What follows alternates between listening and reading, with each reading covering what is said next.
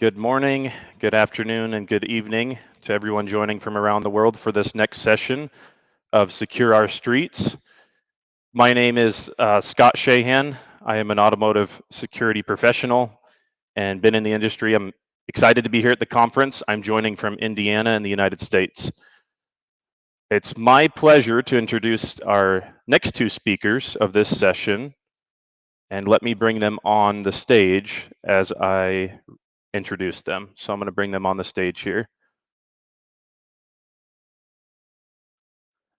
So we have Dr. Nils Weiss, who is the CEO and co-founder of Desecto, and also Enrico Pozzobon, who's also the co-founder at Desecto. They're from Germany. I know Enrico is originally from Italy, and Dr. Nils Weiss is from Germany. So I'll read a little bit of their intro, and then in about a couple minutes, you guys can get going on your presentation.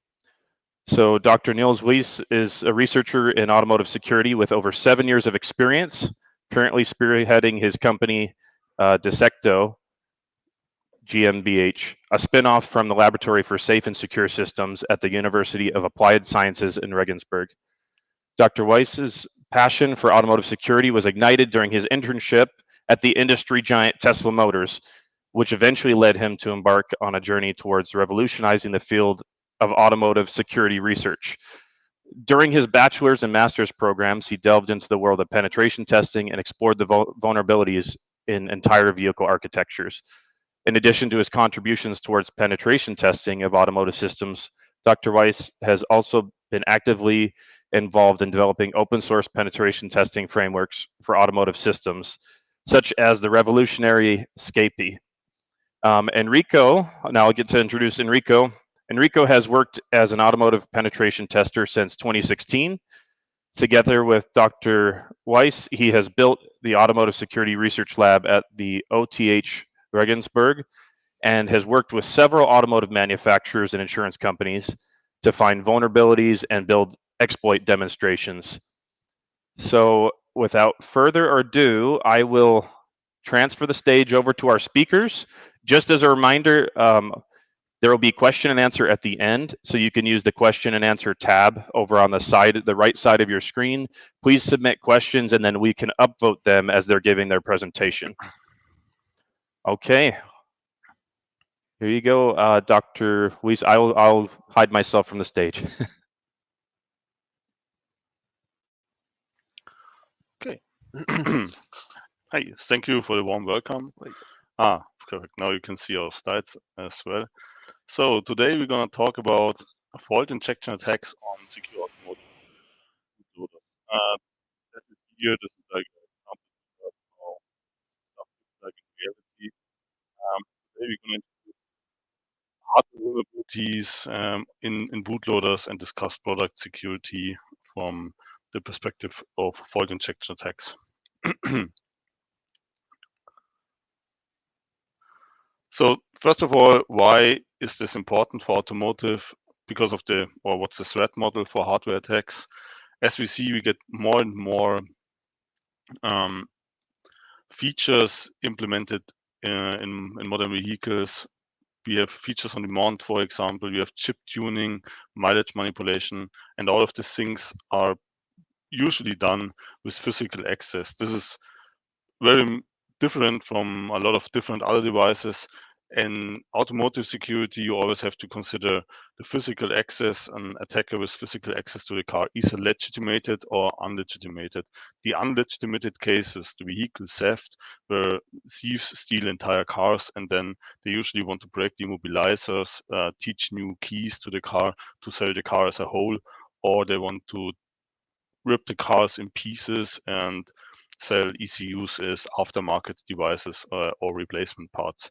But even for that, they need hardware attacks because they need to make the ECUs virgin so that they can place the ECU back into a new or as a replacement part into a different car. So this is basically the focus of the kind of attacks we are talking today. We did everything like this fault injection attacks. We practiced them and demonstrated them on 3 different gateway ECUs. We choose gateway ECUs, first of all, because they are the root in the vehicle network. Below on the right side, you see a picture here. I hope you can see my mouse, where we have the central gateway component, which has basically access to any other vehicle component, to any other ECU.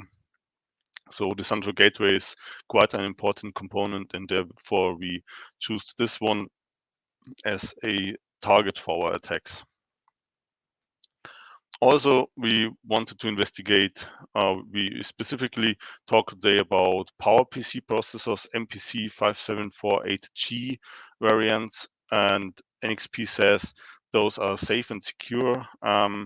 Unfortunately, they are not so safe and secure against fault injection attacks, but they are also not designed for that purpose. Again, like NXP doesn't claim that they're effective against fault injection attacks, but still we can make use of fault injection attacks to efficiently overcome or to efficiently get code execution on those processors. So, Enrico. So what makes a microcontroller automotive? So the difference between a microcontroller designed for automotive use and one designed for normal industrial or home usage is mostly in what it can withstand. So an automotive processor can withstand a wider range of temperatures, a wider range of voltage transients, like voltage sparks, and it's not so easy to break. Also, as you can see on the right, they are slightly more expensive and typically harder to find because the component shortage crisis affected them quite a bit. But the fact that they are so resistant and they are so hard to break is a good news for us that we want to do fault injection attacks, because it means that we can be quite violent with them. We can bring them outside of their operating range by quite a bit before they break. And in reality, in all of our fault injection attacks, we never physically broke microcontroller with one of our faults, which is quite impressive. Um, So, yeah, maybe some background information about existing research on fault injection attacks. There was one paper from RISCure, which was called Safety is Not Equal to Security, where they analyzed some safety critical processors and came to similar conclusions as we present today. Also, there was an attack from Colin O'Flynn, Bam Bam, was the paper called, where he broke the onboard bootloader of MPC processors, the BAM module. Therefore, the attack was called Bam Bam. And another research was from Nasal and Timmers, where they used glitching attacks to get code execution on an evaluation setup, which was more or less AUTOSAR based. You see that on the right side in the lower screen. So this is similar thing what we're gonna discuss today. Basically, as you can see here in their paper, they described how they glitch a mem copy operation so that they change the destination register from R3 here to the program counter. And by changing those, they get the capability of executing arbitrary code, jumping to arbitrary code. How does this work, Enrico? so in this example, these researchers they use an ARM processor, and in the ARM architecture, this is on the top here. You see how an load instruction is encoded. This is load from the address pointed by register R4 plus 4, load whatever is there into R7. Uh, and on the left here, you see how this instruction is encoded in bytecode. And you can see that this bytecode here has a single bit difference from this other instruction down here, which instead loads the contents of the memory into the program counter, effectively causing a jump.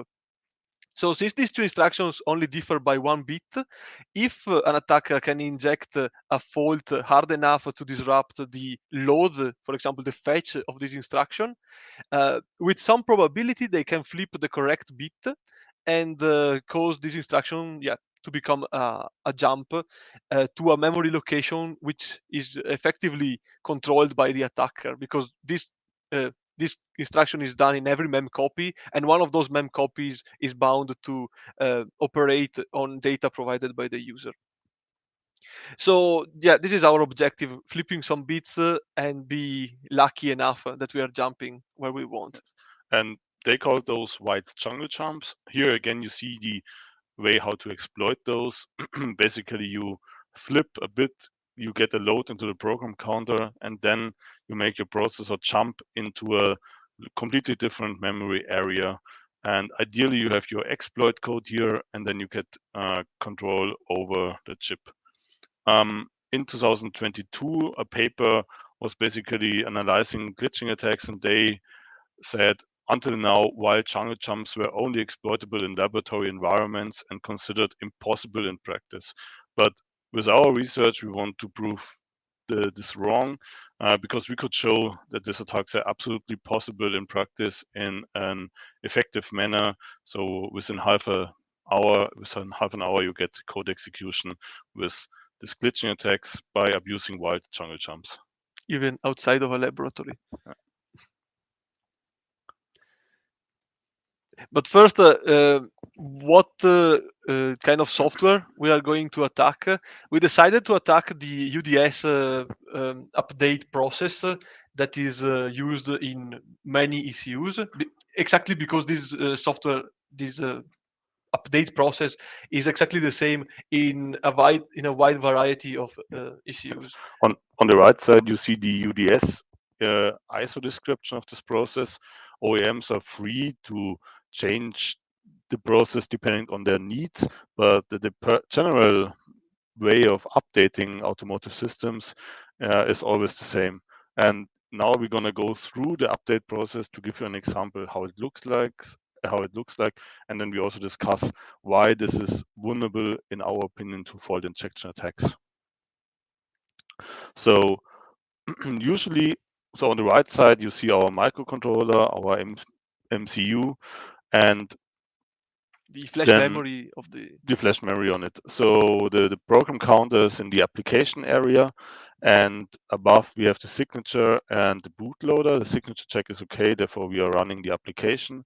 And then in order to initiate the update, we have to enter the programming session, which is a diagnostic session control in UDS.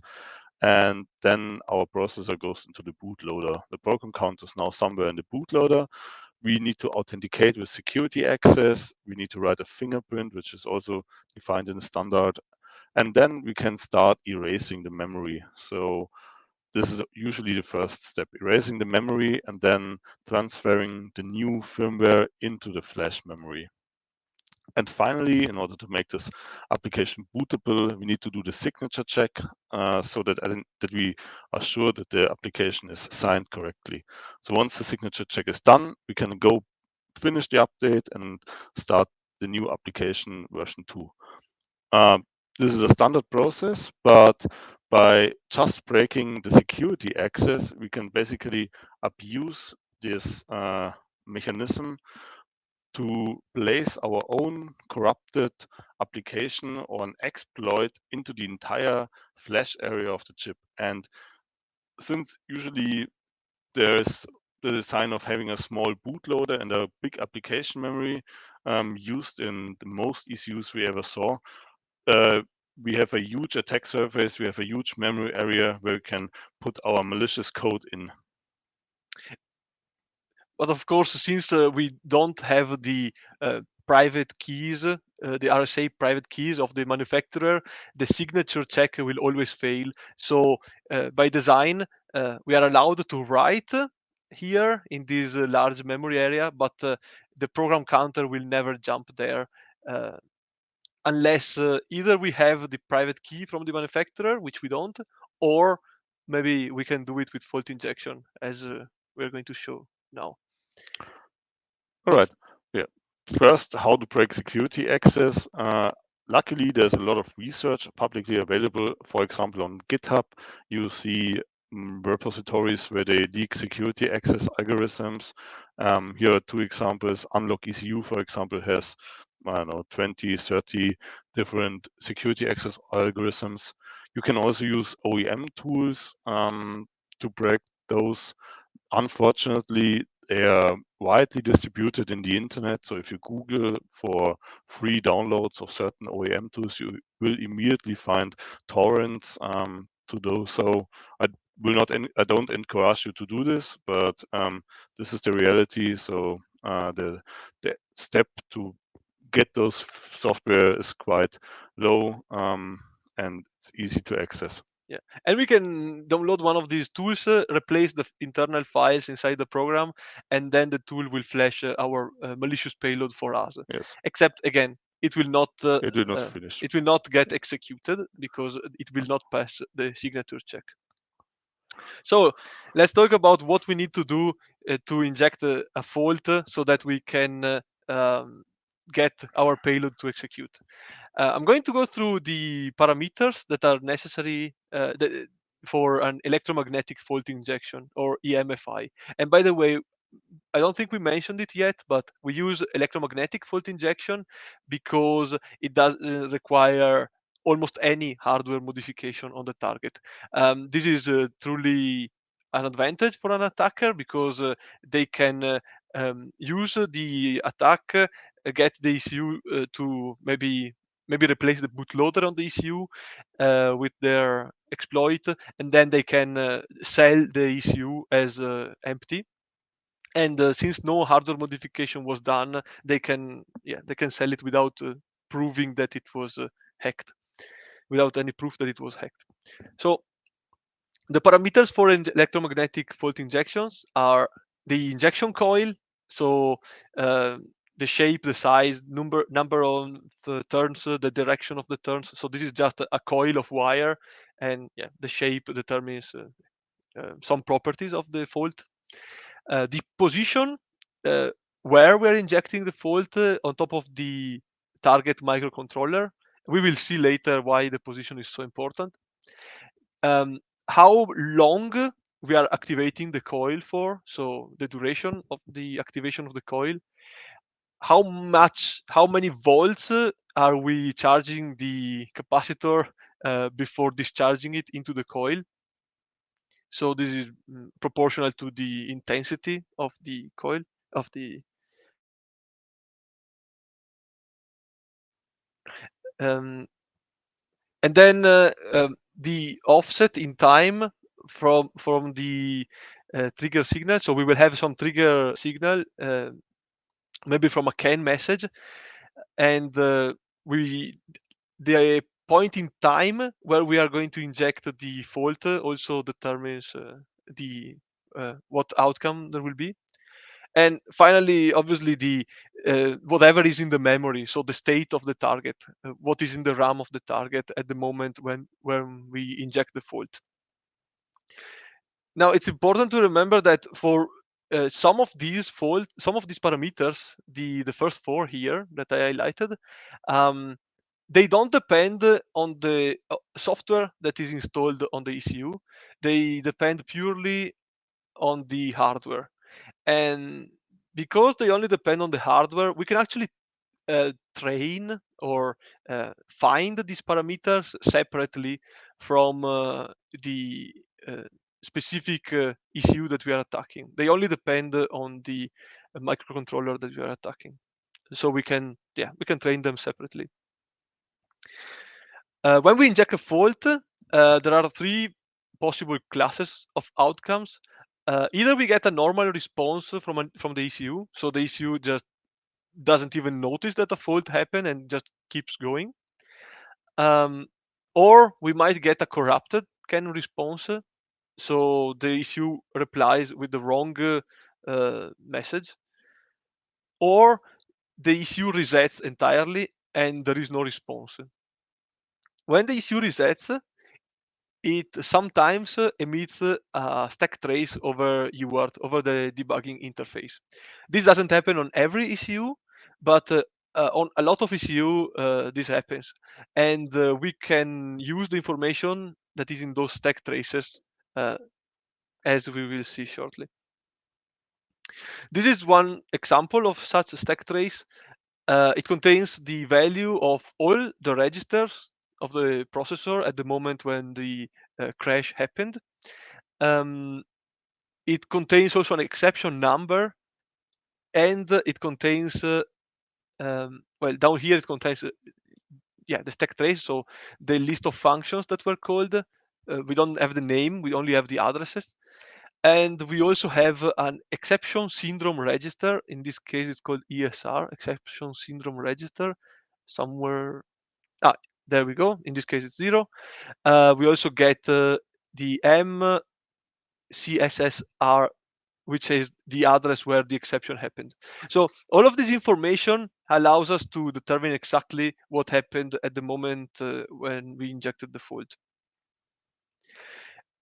Here, for example, I made a plot where I am plotting the probability of getting a specific type of error.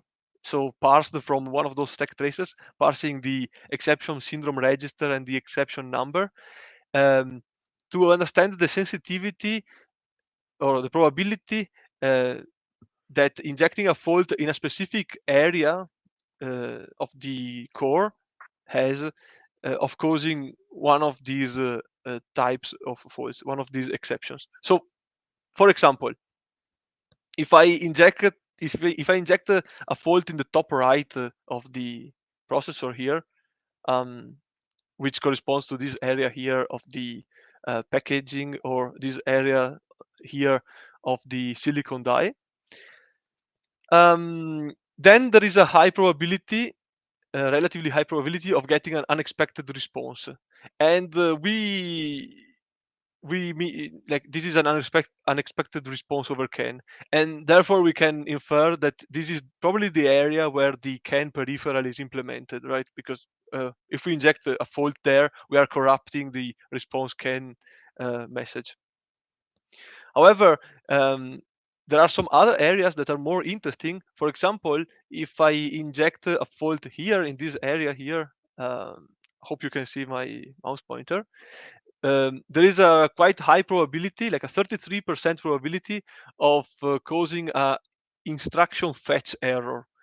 This means that we are injecting a fault in somewhere, some place that is related to the instruction fetch operation of the CPU.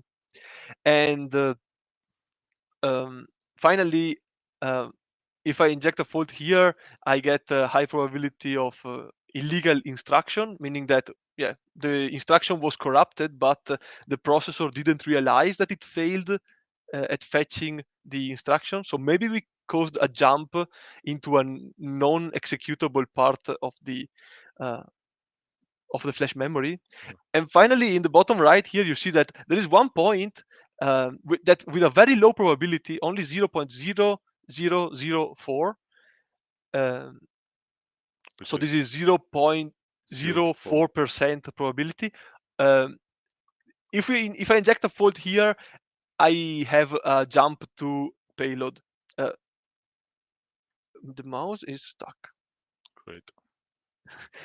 Technical issues.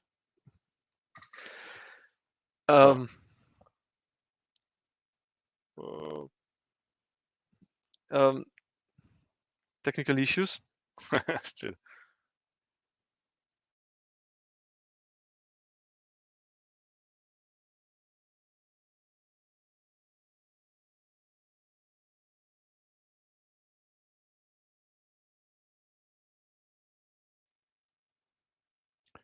Just a second as we sort out some of these technical issues. Dr. Weiss and Enrico, can you guys hear me? We have you currently muted. Okay, they may need to give us just a minute. This is a very interesting talk, and I'm really enjoying it.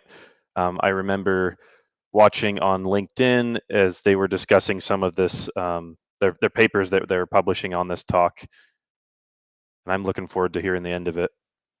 Here they are joining back again. Yeah.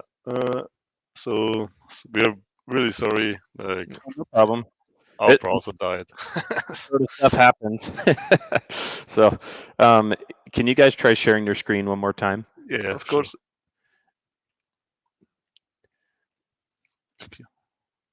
Wait a second. Window. Just This one. Is it yeah, showing? sure. Not yet. And now presentation. How Okay, do I? I can see the window now with the PowerPoint. Okay. I apologize for the inconvenience. There was yeah, As a glitch you in guys our are browser. giving I us hope a the microphone is cliffhanger. like, better. No, it's good. We can hear you. We can hear you well, Dr. Okay. Weiss. So Okay, go I'm back gonna to- hide myself. Sorry again for that. So yeah, in practice, this picture that I was showing, I don't know where I got So yeah, we basically at the end of that slide. Yeah. So yeah, It's- there is an it's- area with that with a very low probability we get a jump to the payload that we want to execute. However, it's really a needle in the haystack. it's really a needle in the haystack. I think it took several million folds to 4 generate million. Oh, more than 4 million. yeah, to generate this picture, and in practice this is way too long for any practical attack. Like months of glitches. So we need a search algorithm, and we decided to go with evolutionary genetic algorithm. Basically, we initialize a pool of random points, of random parameter settings, and then depending on the outcome that we get from the stack trace, from parsing the stack trace, we assign a score to each of these points, to each of these parameter sets, and we try to get many different outcomes, and we also know that some outcomes correlate more to a success than others. For example, an instruction fetch error is more correlated with a jump to payload than, for example, a reset without a stack trace at all. Because a reset without a stack trace at all means that probably we are hitting the power supply and the processor is dying before it can output a stack trace. There are some optimizations that we can do when creating this algorithm. In particular, some parameters take longer to change than others because we have to physically move the CNC mill to position the fault injection head in a different position, and therefore those parameters it's better to group them or to create a path in which these parameters are changed as little as possible. Basically a distance function. Using a distance function, we can order the points. Depending on the costs of the change. Yes. And some other parameters can be changed instantly, like for example, the time from the offset. So the time offset from the trigger, and therefore those don't cost anything to change. We can change them very quickly, and we can actually get around 2 folds per second, several folds per second, 4 or 5. Even 4 or 5 if we optimize it quite a lot. So and basically by using the interrupt handlers as feedback, or like the exception syndromes as feedback, we can really minimize our search to find the right location in a reasonable time. And then how do we structure our payload? We have control over a very large part of the firmware. However, we have to optimize the payload in a way that no matter where we start executing, it will always execute the exploit. We can do this with NOP slides and NOP slides interleaved with jumps to the center of the exploit where the actual exploit code is. And this is done for a reason that we don't know what kind of alignment the program counter will have when jumping into our exploit payload. But if we interleave a lot of NOP operations that are encoded as just 2 bytes in PowerPC VLE encoding, then we can get a high probability that the program counter will not be misaligned, and it will jump to the exploit proper very quickly in the next jump instruction. And So to overcome the problem with the hardware watchdog that usually is killing us, we don't want to have a huge knob slide, so we want to interleave them with jumps so that we shorten the time our processors running through the knob slide. yeah, so that we can get into our exploit and actually start feeding the hardware watchdog. So on the left, you see how these knob slides interleaved with branches is realized in VLE assembly, but not really. Yeah, this is an interesting picture to show you the efficiency of this attack. So after 10 to the power of 4, like 10,000 attempts, we have more than 50% probability of getting code execution by a lot of measurements. So this shows that our search algorithm really optimizes the time for getting a successful attack. Yeah, remember that before we had around one success every 4 million attempts, and now after 10,000 attempts, on average, we already have a success. So Yes. the probability is really improved by using this genetic algorithm. And by having a glitch rate from, let's say, 5 to 10 glitches per second, if we optimize a lot, then this entire attack can be done in half an hour or something like this. Mm-hmm. And yeah. So let's talk a little bit about what is happening on PowerPC. We saw before that on 5 minutes left. Oh yeah. Okay. We saw before that on ARM, just one bit flip was sufficient for turning a load instruction into a jump instruction. However, on PowerPC, this is not possible. Also, PowerPC is less vulnerable than ARM or to other types of fault injection because, for example, the zero instruction is invalid. Meanwhile, on ARM, the zero instruction is just a NOP effectively. So PowerPC is really less vulnerable to fault injection attacks. However, we have seen that the stack pointer can be corrupted, and it's probably what is causing this. Most of these jumps to payloads is the stack pointer getting misaligned. In PowerPC, the stack pointer is just R1. If we misalign it, then the next time a function return, it has to destroy the current stack frame. And if the stack pointer is misaligned, it will load the wrong value into the link register. And this value that gets loaded into the link register might be controllable by the attacker. Because it just came from another variable, and therefore the link register gets corrupted, and later on the link register is moved into the program counter, which is how we get code execution. So what can we do? We can easily dump memory, we can dump the entire firmware, we can re-enable JTAG, especially on this MPC, SPC processors. We can write to flash, we can modify the bootloader effectively, or we can access the HSM API on the chip. These are things once we have an exploit running. A couple of words about ARM. We tried the same algorithm, the same evolutionary algorithm to generate fault injection parameters on ARM, and the results were quite surprising. The success probability of a jump to payload here is quite high, much higher. So orders of magnitude higher. If you remember on PowerPC, if we were in the right position, we had a 0.04% probability of having a successful fault. On ARM, we have a 5% probability if we already have the fault injection head in the right position to get a jump to payload. And this is especially important since we see a lot of automotive architectures going away from PowerPC and getting replaced by ARM processors.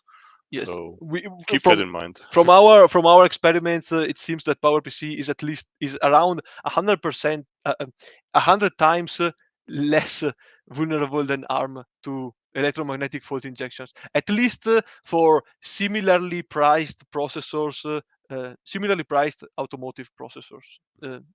designed for automotive use. Yeah. So mitigation strategies, we encourage to use memory protection units to implement a write or execute in the bootloader, basically disabling very early in the boot process the execution probability, the execution capability of your code pages if the firmware is not signed. Ideally, run the bootloader from the HSM. This would help. Or in general, we also consider the UDS software update process as insecure, the signature check variant of this. So in our opinion, this should be revised, should be changed so that it's not possible for an attacker to control that large memory areas, which are writable and executable at the same time in embedded processors. So basically, the UDS protocol has some problems in respect to fault injection. Encrypted firmwares make this attack more difficult. The attack exploits a design flaw in UDS. We do not need to do any firmware reverse engineering since we just rely on probabilities. We use our algorithm to increase our probability, to increase our luck, and therefore we get code execution in a feasible time. We also do not need to do any reverse engineering since we rely on the UDS software update process in order to place our payload. So this is an attack which can be entirely automated and can be black boxed, and we demonstrated it on 3 different gateway ECUs from 3 different OEMs with a different firmware and a different bootloader. So even the processors, like everything was different except the UDS software update process. And a quick word that I forgot to mention before: the algorithm can be trained on an evaluation boards. You remember before that I mentioned that some parameters only depend on the hardware, on the microcontroller, and not on the firmware that is running. If the ECU that we are attacking doesn't have stack traces, we can take a development board for the same microcontroller, write a firmware that has stack traces enabled, train our algorithm there, and then we only have 2 parameters to left over to search on the real ECU, which is still very, very easy to exploit. Yeah. Right. So for consistency, we disclosed this in April 2022 to the affected OEMs. And yeah, thank you very much. We went over time. I'm sorry. I hope we still have time for Q&A. Yes. Yeah. Also, the interruption didn't help our time. Sorry Nope. for that. No. We have the last 8 minutes for question and answer. So we have about 8 minutes now. We can do Perfect. question and answer with the audience. So as I said on the messages, if you would like to come on stage, I'm going to hit the button when we go over the question. If you would like to answer, or if you would like to ask Dr. Weiss and Enrico the question, I'll have you come on. If not, no worries, I can read it. But we do have some questions for you both. Let me go to the question and answer tab. So the first one, I just wanted to ask really quick. If a hardware security module with secure boot is designed into the one of the security features for the chip, does this affect your attack and how Yes. you would do it? So the main issue with the HSM for us as the attackers is that there is very little documentation available to the public regarding HSM. So we don't have access to the documentation from the manufacturers of the microcontroller unit regarding the HSM. We don't know how to program it. We don't know how to debug it. We cannot write an exploit to run in the HSM because we have a very little documentation about it. So this is the first layer of security of the HSM. It's security through obscurity, but it's security nonetheless.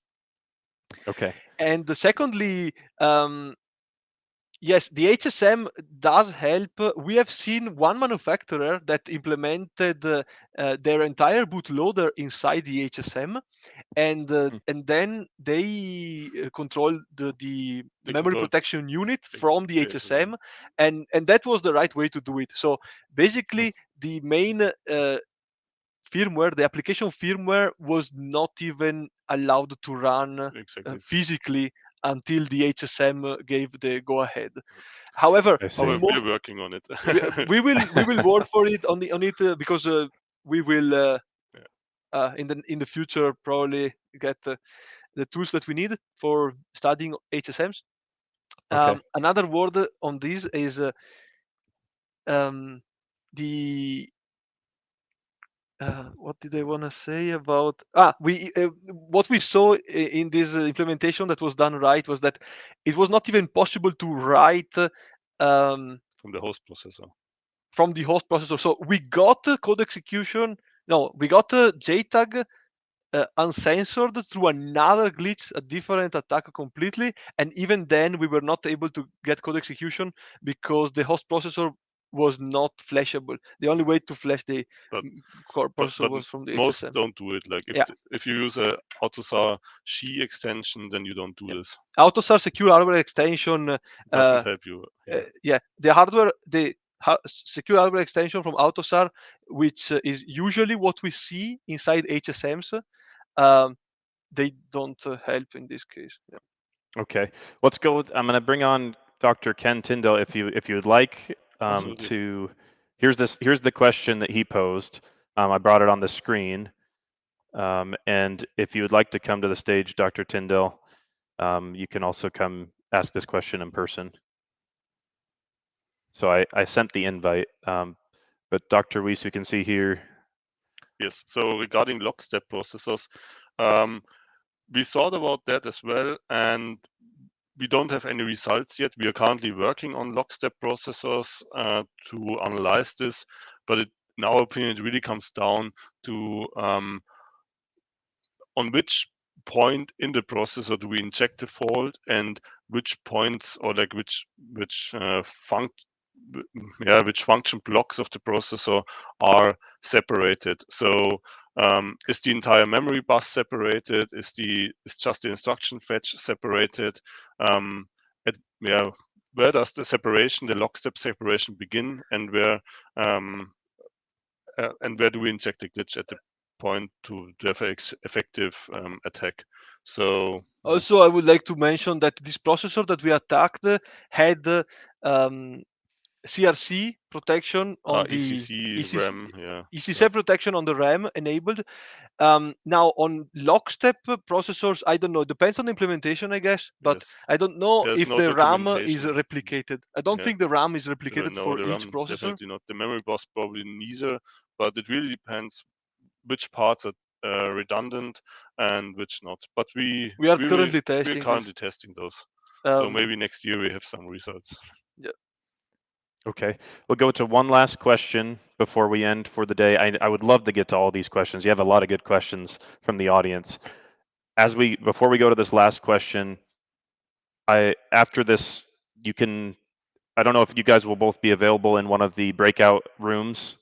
Is that fine? Or you guys could be available for other questions? The next half an hour or something, we are available. So okay. So if you haven't had your question answered in this session, the Dr. Weiss and Enrico will be available right after this in one of the other rooms.